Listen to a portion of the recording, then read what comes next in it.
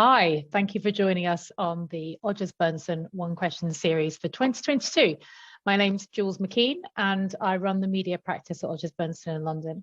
I'm delighted to have today joining me, Giorgio Stock. Giorgio, thank you for joining us on the One Question. Hi, Jules. Thanks for having me.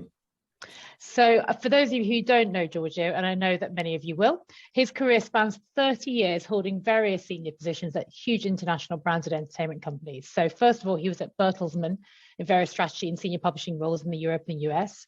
And then he did over 15 years at Disney, where he cemented his appreciation for brands and drove the expansion of Disney's branded content businesses across TV, gaming, music publishing, and managed Disney's consumer products and retail footprint in EMEA. And he spent his most recent 8 years in kind of corporate life in WarnerMedia, where first as president of Turner EMEA, and then as president of WarnerMedia for EMEA and APAC. He both ran the creative, so that was, garnering as he went a whole load of prestigious awards in the process, and also the commercial activities of this fast expanding linear and streaming businesses. And Giorgio left Warner in 2021 to pursue a range of other interests, of which I'm largely enormously jealous every time I speak to him. Currently investing in companies disrupting the branded consumer-facing marketplace across streaming, gaming, and sports. And this is my bit, realizing his dream to produce his own wine in Sardinia, one of the very most beautiful regions of the world. So Giorgio, there's so much that we could talk about given the breadth of your experience, but obviously, our question for spring 2022 is, what are your predictions for this year in the media industry? So what do you think you can see coming down the track and what's interesting? Look, you made me sound very old, actually, with what you said earlier. But I guess wine keeps you young. That's one of the reasons I'm also looking into that. Look, I don't think 22 will be vastly different in terms of what companies need to watch out for. It's just that the competitive context and its execution will require even more care. And as we've seen, with last night, even, with Netflix's announcement and I guess the fact that stock is probably going to lose a third of its value just over the last 4 weeks, it is an arms race that is not for the weak and not for those who don't have real resolve.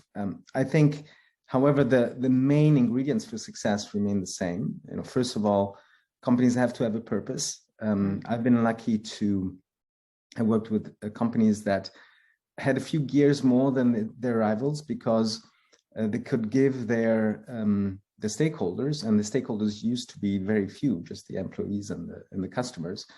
They would give a clarity and a direction that would set them apart and would make people go to the office with clarity in terms of the role and in terms of their influence. I think purpose has become much more complicated now because there's more stakeholders and there's more issues that companies are expected to be able to address, to have this premium positioning with stakeholders ranging from the customers, their employees, but also the society at large that they ultimately work within. And so one of the keys of success this year will be for companies to reflect a purpose, and usually the brand is one of these reflections that can withhold the greater demands that come from society at large and from employees in particular. We've heard about ESG, we've heard about working from home and the implications in terms of how societies need to work. We've heard about societies needing to take a view on politics and issues that are currently facing society. So I think purpose is going to be key as always, but getting it right and coming across as authentic and coming across as ultimately honest in the approach is difficult. And I think a lot of companies are getting it right, and I think most of the companies are getting it wrong because they're trying to get outside advisors, consultants, lawyers to tell them how authenticity is ultimately pronounced. So purpose is one of the drivers. There's 5 drivers, just to say it up front, that I think remain important this year. There's the purpose of the company. There's the talent ultimately that the company can attract and nurture, which is obviously dear to you. There is the ability to drive the innovation, especially in technology and in data collection and data use that can give you an edge and can help you profiling your product and your customer more effectively. And ultimately in the media industry, as always, it's going to be about, who delivers the best creative shows that ultimately are respectful of the audience. And, to some extent, what I'm seeing right now, if I look at the content creation, is a number of the new players who are coming in to this race at a great speed, whether it's Disney, whether it is HBO, those are two companies that I know rather well, realizing that content is not a US West Coast domain alone if you want to be successful globally. And they've come to the realization that to be successful globally, you need to be sourcing shows globally and telling stories that people in Asia and Europe will care as much as the story that is written for an audience in the US. I think Netflix has revolutionized this sector in the last 5 years. It's been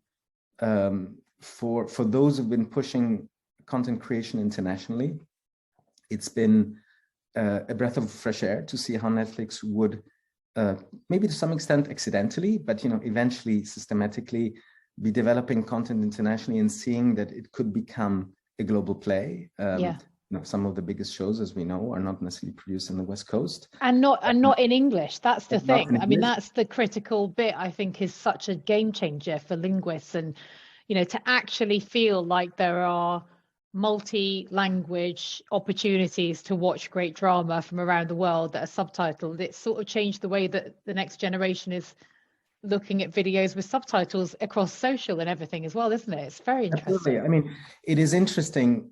People who would observe this content development, 10 years ago, could already see that whole regions, Eastern Europe, for example, would be speaking fluently Spanish, because they were watching telenovelas. There was something that attracted audiences outside the original territory to see characters, to see stories that spoke to them. And so I think what we're seeing this year more than ever is now these big incumbents that are trying to compete with Netflix, ramping up their productions. And it's a fantastic time if you're in production in Europe and Asia, because your doors are being knocked at all the time.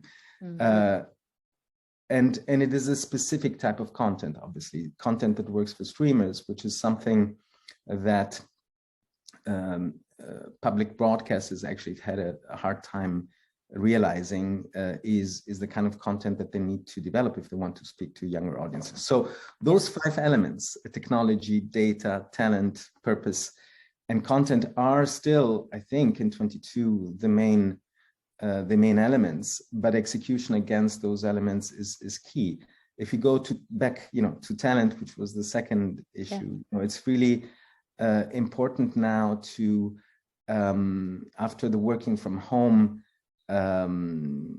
joys, to realize that working from home has certain disadvantages when it comes to nurturing talent. I have managed a company through the first wave of working from home. I actually found it an interesting moment to prove whether you had developed a brand for the outside world and for your employees that people would be willing to continue seamlessly to work for, even from home. And it worked well, I think, for a period of time. But when it comes to talent, you need to both develop new skills and make sure that you can expand on existing talent by providing them with new skills. And I think that emulation remains the best way to teach that. It is very difficult to do that through a video connection. So I think what we'll see is companies starting to realize that they have to spend some time in the office, that they have to spend a lot of time training and developing the skills of their talent.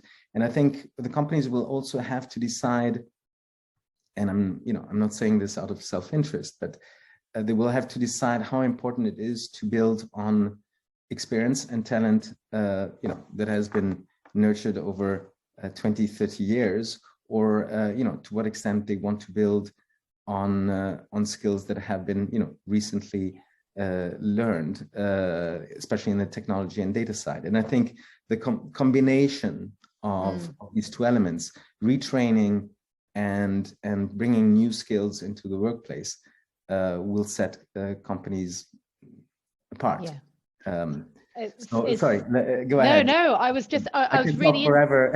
No, it's fantastic. I was just curious because it's really interesting. We talked about purpose and you linked it to brand, and the brand, the external brand and the internal brand of an employer for retaining talent and attracting talent.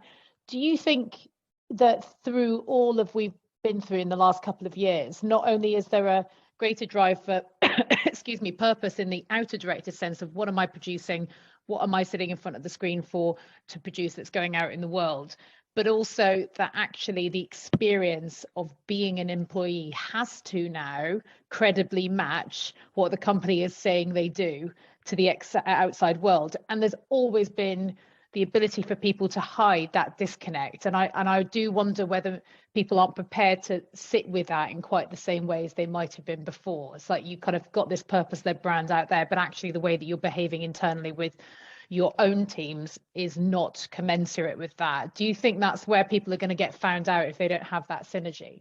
Absolutely. I think that is one of the complications when it comes to 22 and beyond. Companies cannot get away with developing a brand that satisfies just one stakeholder, customer.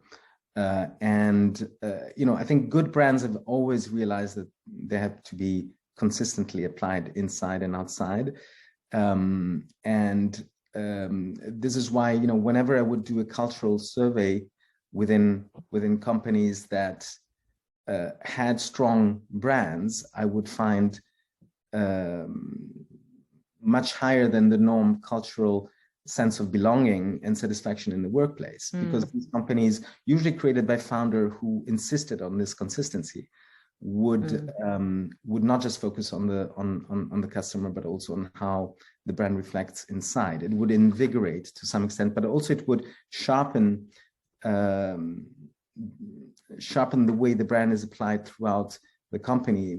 When I was at Disney, these famous words would come up all the time. Is this what would Walt Disney do, or is the Disney way of doing things? And even Ted Turner still had a lot of influence, though I've never met him when I was at Turner, in terms of how the company would deploy its brand to the customers, but also inside in terms of culture. I think it's gotten more complicated now because aspects of culture have become broader. You need to satisfy a broader complexity of issues. But I think to some extent it's a good thing if the companies can provide clarity on topics that in the past, they would often depart from. So and the number of stakeholders has increased, because it's not just the shareholder, it's not just the employees, it's not just the customer, it's even the environment and the society at large that you as a company operate within. So it's become more complicated. But if you have a brand and a purpose that is clear, it does give you constantly a way to measure, to what extent there is consistency in your action, because you have a brand is a promise, and a promise. When I joined Turner, I had everybody put on their mouse pad. In those days, there were still mouse pads on the front side what the brand stood for, and on the back side what the brand did not stand for. Okay.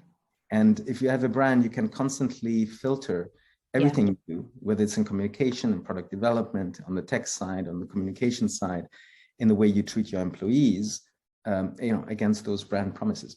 Yeah, and brand promise is really interesting, isn't it? Because you're right, you need to fulfill that promise, and you'll get found out if you don't. And it does, when you talked about people bringing in external consultants to help to drive purpose through an organization, it feels so different from having a founder that's grown up, that's brought that culture, in some of the incredible brands that we know today, where actually that has kind of come all the way through from the very beginning and sort of retained it, is very different from sort of retrofitting it. So I love that. I mean, gosh, I could listen to you all day, Giorgio. I'm conscious of our time, but the whole, the fact that that's something that will stick with me. That brand, when you are a brand, you're making a promise and you have to fulfill that promise. And then also the piece which we haven't had time to cover today, but it's fundamentally important, that you mentioned at the beginning about, you know, that shift to really understanding your audiences through the data. Yes. It all links together, doesn't it? It all links together to kind of creating a way of respectfully understanding what your customers need and what your staff needs.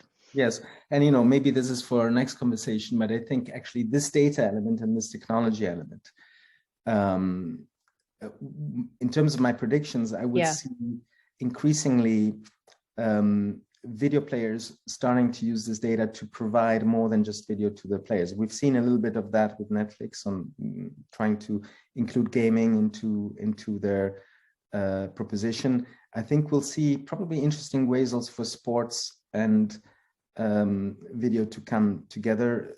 Sports tends to have as you know, very big fans, but you know, in terms of churn, in terms of sustainability, it sometimes has its limits in terms of building on this fandom and projecting it into broader use cases. So I think what we'll see, you know, my last prediction, maybe for the next call, next year we'll see how that has evolved, you know, is that we'll see some of those pure players in video start to experiment with. That's interesting. Who's going to win? Who's going to do it first, or what's the thing that's going to unlock that? We should explore that. We've got a few minutes left, so let's explore that a bit. Look, I think what we see is there's an arms race, and as we've seen, even with those who are winning right now, like Netflix, you can lose tens of billions of your valuation overnight.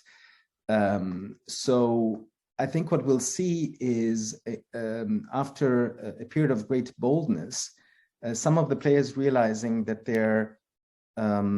that currently the only winner is the consumer, because the prices that are charged don't provide a return on the investment. You know, it is currently a pretty bloody business to be in the street. And so what I think we'll see is some of the players starting to realize that partnership is also a way to compete, and complementing the weaknesses by teaming up geographically or in terms of the genres with players who are also at their limit. The zones, the various Netflixes, you know, cannot spend cash forever and will not always find a white knight to bail them out. So partnership can become a solution to team up and, you know, bring together competencies and you know, as a result, become stronger. And I think we'll see this in terms of the genres. We'll see this also to some extent geographically. I think the local players who are currently managing their decline in most cases, as opposed to becoming bold and convincing their shareholders, whether it's the state or the private sector, you know, to give them what's required to succeed in this space. They may be the first ones to experiment with partnership, because that is an act of desperation that ultimately will maybe take away the arrogance they've had to date. That they can survive forever, and they'll combine.